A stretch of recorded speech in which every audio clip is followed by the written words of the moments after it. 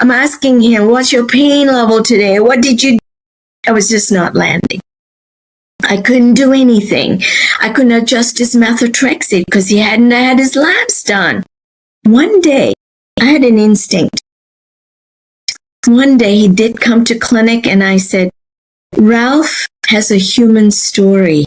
I need to connect with that story that's hidden in Ralph.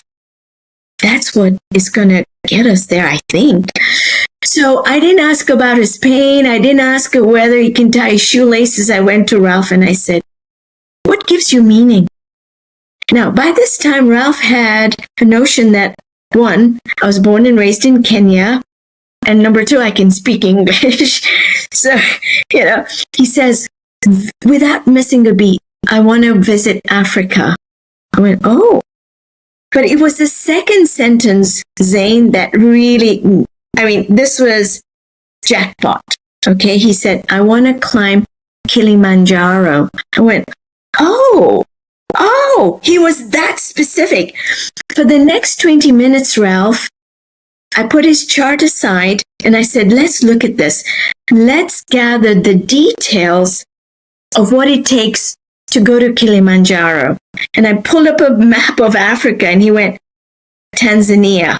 I said, okay, do you have a passport, Ralph? Oh, how much money does it take? What's the airfare cost? We started to map these things out. And I can tell you this.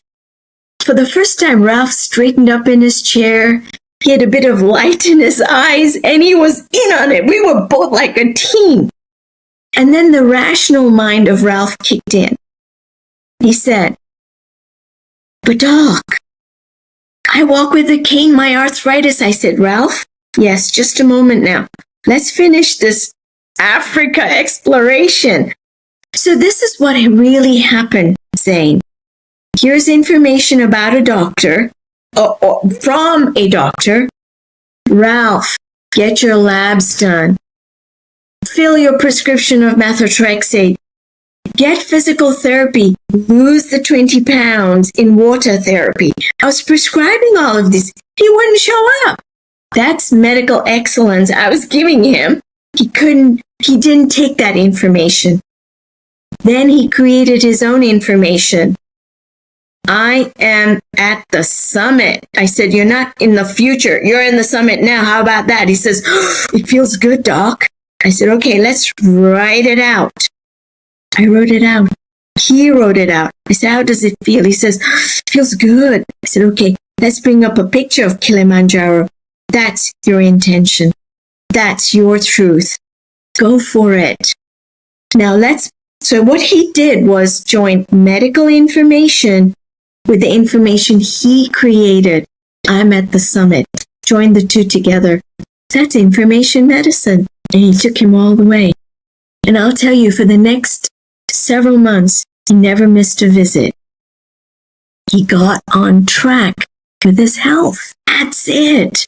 And you know what? When I left that clinic and I was saying goodbye to Ralph, he grasped my hands and he said, Doc, thank you for seeing me. Thank you for seeing me. That was it. He wasn't a number. He wasn't an RA patient. He was somebody who happened to be diagnosed with rheumatoid. You know how we label people? RA patient, OA. No, he was Ralph. And it was very gratifying because he really went from hopelessness to forming a community, a travel community. He brought other veterans and said, hey, I think we can do these together. From loneliness, he formed a community. From anger, he found he found possibility. And that was wonderful. We both, I think, in a sense, healed each other, Yeah.